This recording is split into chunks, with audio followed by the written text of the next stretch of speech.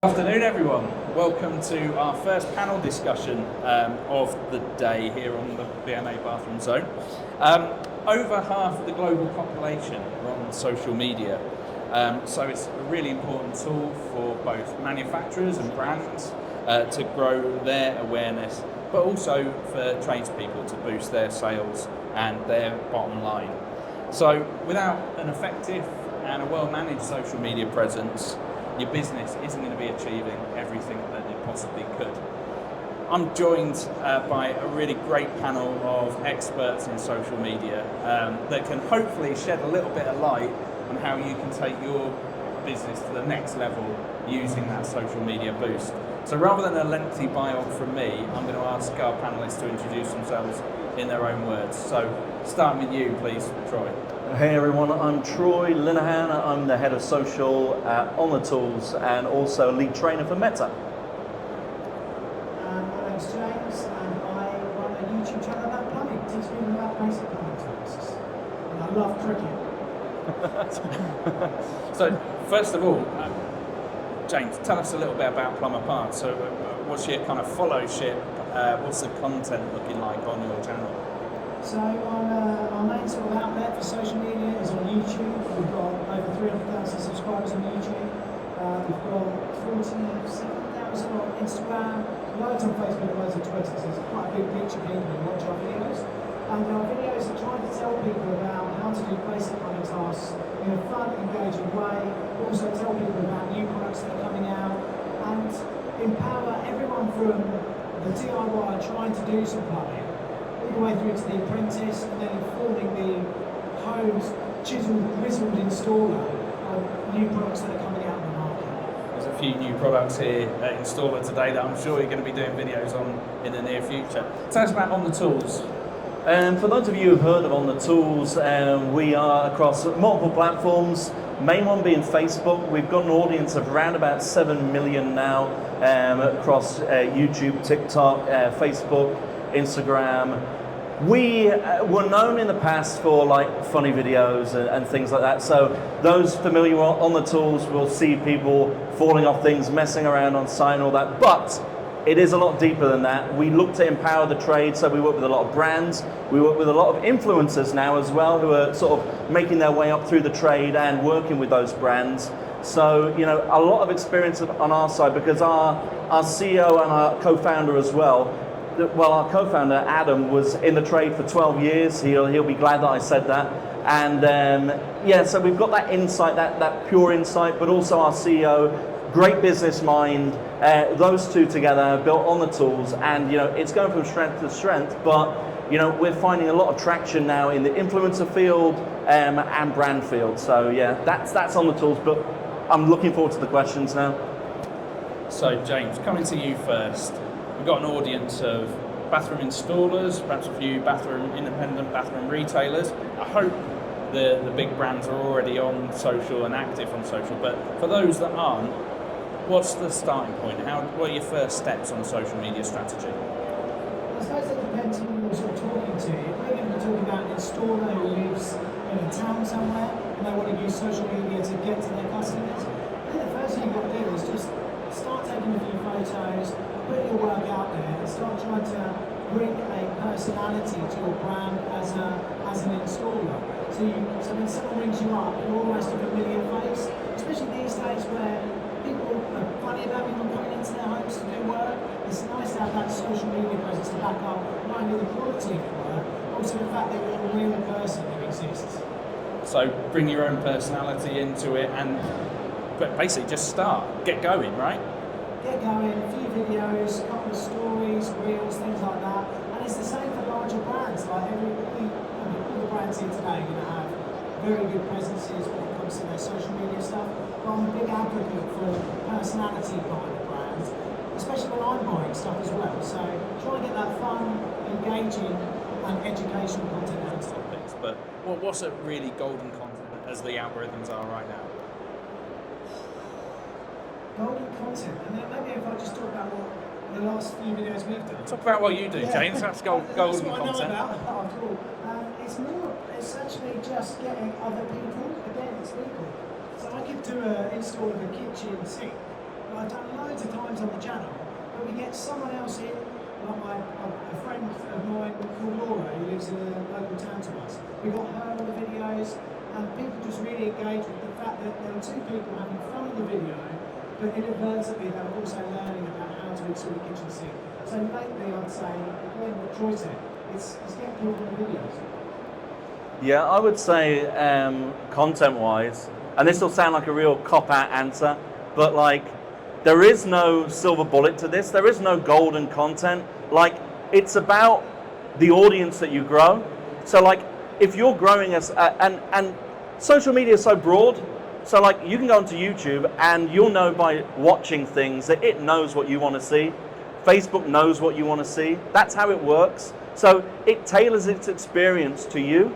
So really, the golden content is what works for your audience. And that's why, you know, we always say, and it's a real cliche in social, but they'll always say it's test and learn, test and learn, test and learn.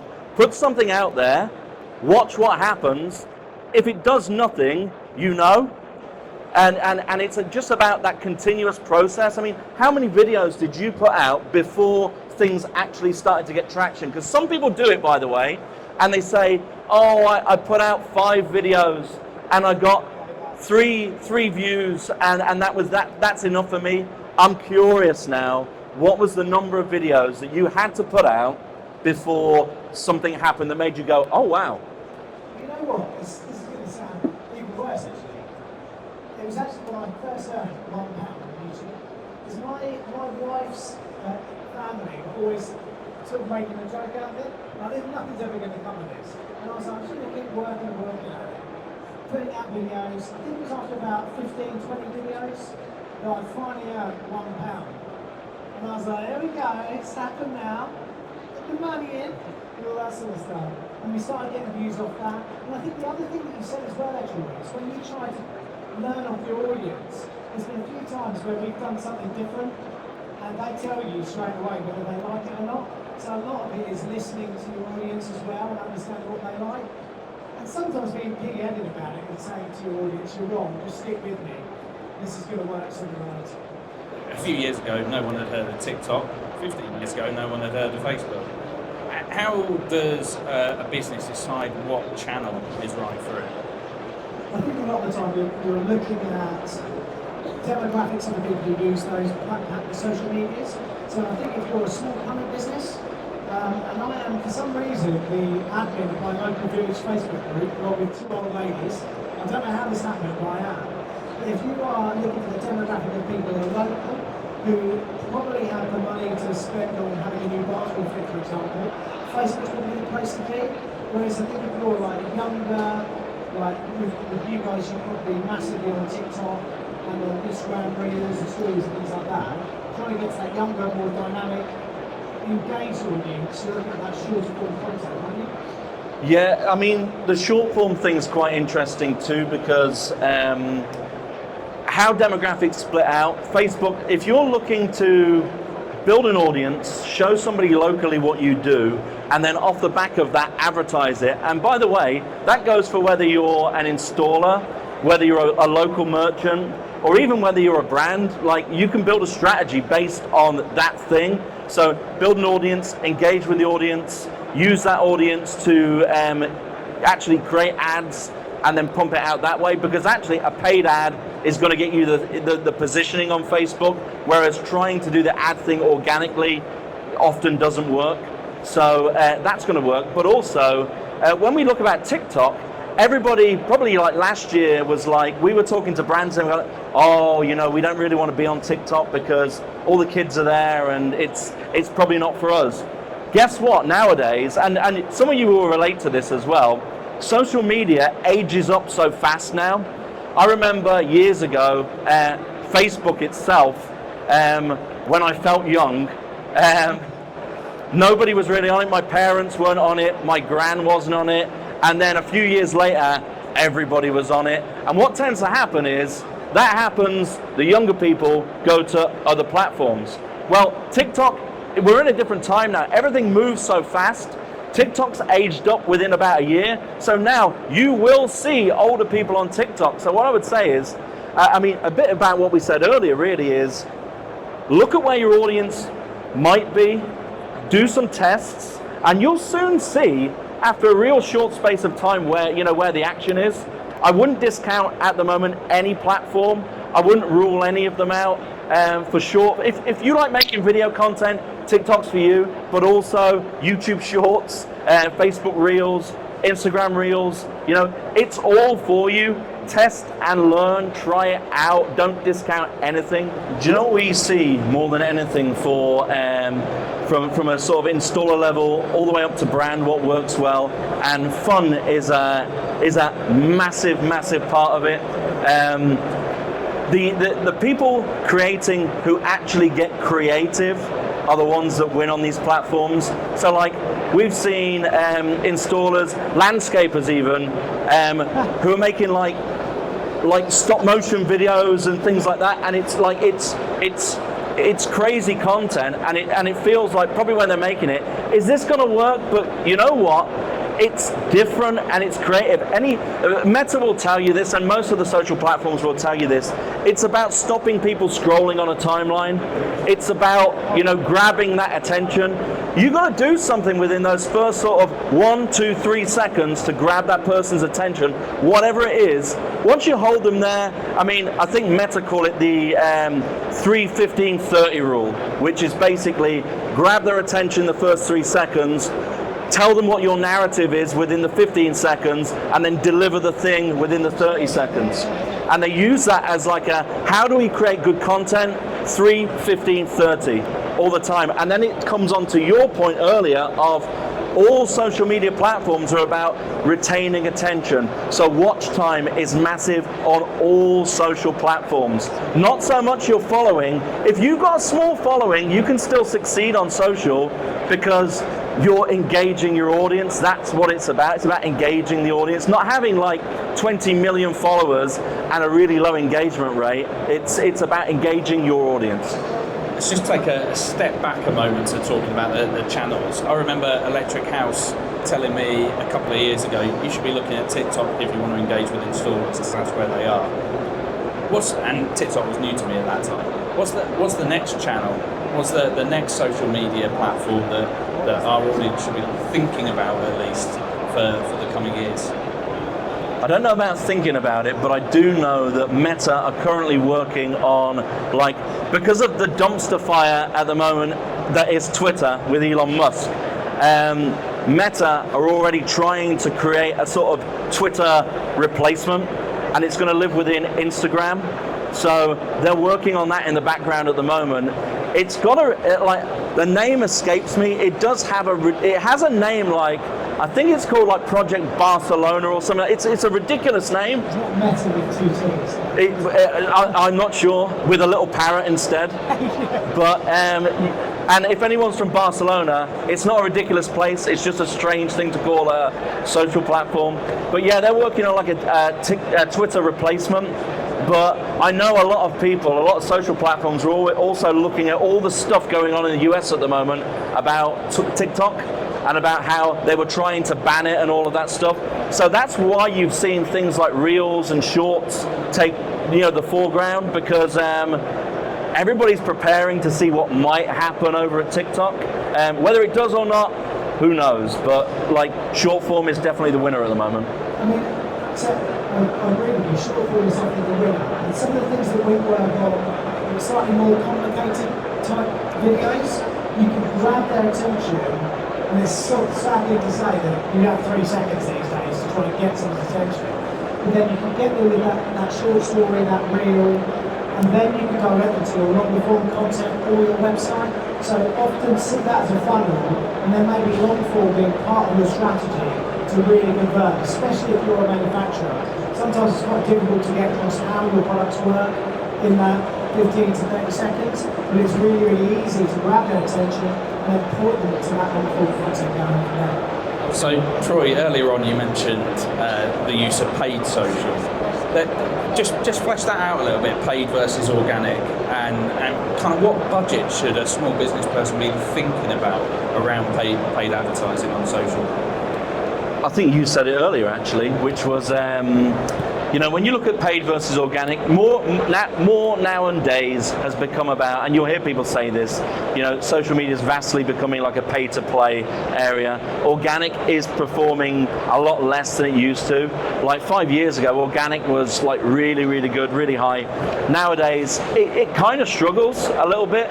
But the whole paid thing, you can create a really good paid strategy, believe it or not, spending, there's something, and again, I don't want to go into the weeds with it, and I don't want to make it like really sort of blinding for people, but we have something called omnipresent content, and what that is it's literally picking 12 pieces of content that we've already put out and putting £1 a day behind each piece of content, and all it does, to a targeted audience, it just raises the awareness of that content for £1 a day.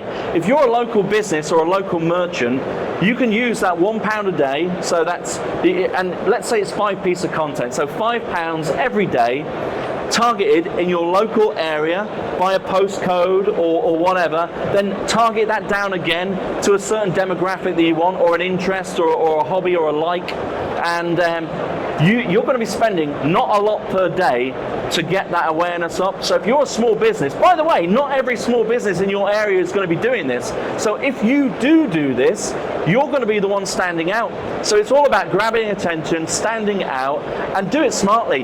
It doesn't cost as much as you think. It really doesn't. And also, all the social media platforms want people to click on your adverts, so they give you all the tools you need to do to listen down that demographic, like you said. So when people do click on it, they get what they want, and they're more likely to use that platform again, and you're going to stick on their adverts as well, so they can make more money. The rule of thumb there is, if I create a bit of organic content and I make it look like an advert, Facebook will just crush it, and it's not going to go anywhere. If I produce that same content, put a tiny bit of ad spend behind it, they'll boost it to the moon, because, you know, and also you're going for niche audiences. You're not going for everybody. You're going for niche audiences. So it's going to do great from a very, very small spend.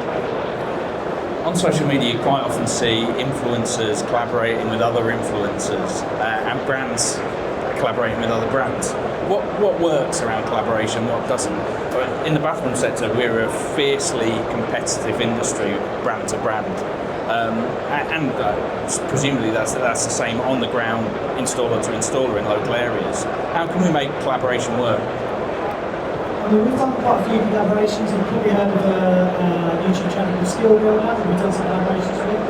What we look for when we're doing a collaboration is to not collaborate with someone exactly in our niche already, because what we're looking for with collaboration is to almost try and seed off some of their viewers.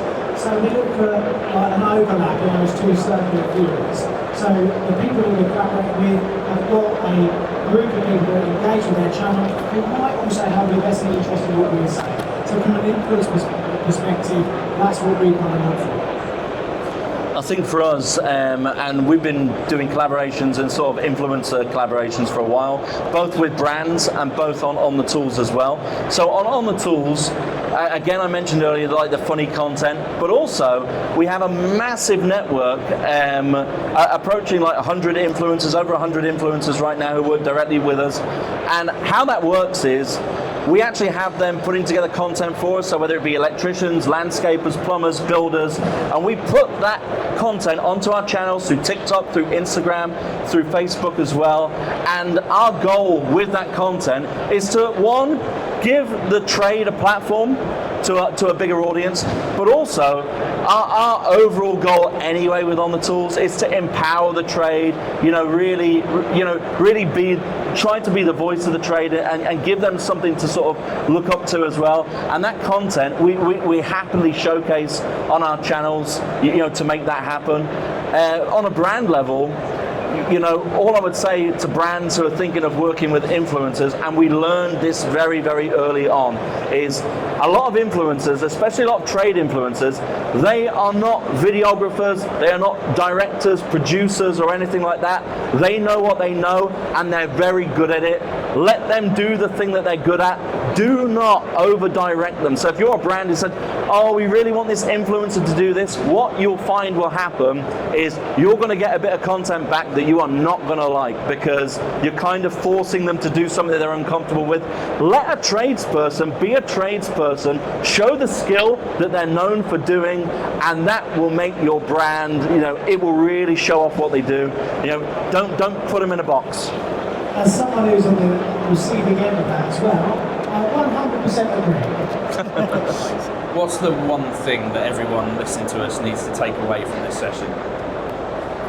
Get started, don't give up. Exactly the same thing. Get out there, make videos, just do it. Just do it. Do not get disheartened, because it's going to be a bumpy road, but get out there and do it.